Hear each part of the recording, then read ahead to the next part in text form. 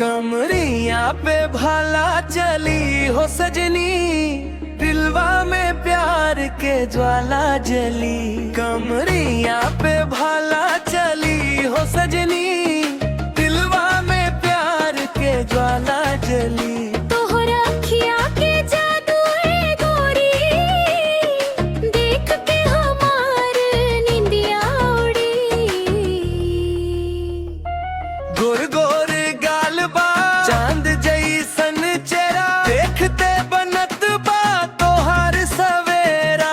जब तू हंस देलू ए जान हो, धड़कन बढ़े लागे मोरा दिलवा।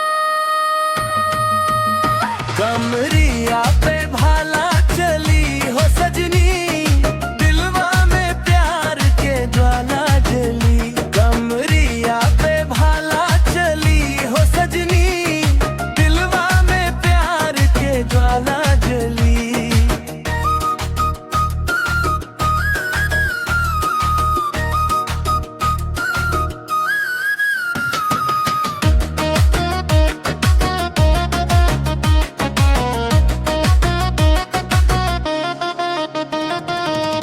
पायल के छन छन मनवा लुभावे, तोहर अदाएं हमके सतावे।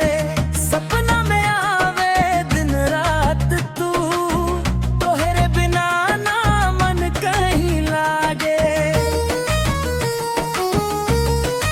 ओ क्या होके चाहे सावन के रात, साथ रहे के दिल करे बात।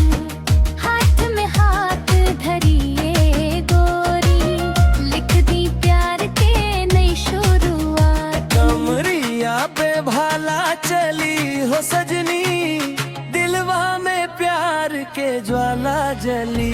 तोरिया पे भाला चली हो सजनी, दिलवा में प्यार के ज्वाला जली। कमरिया पे भाला चली हो सजनी, दिलवा में प्यार के ज्वाला जली। तोहरा संग बीते हर पलवा, यही दुआ बा रब से मिली।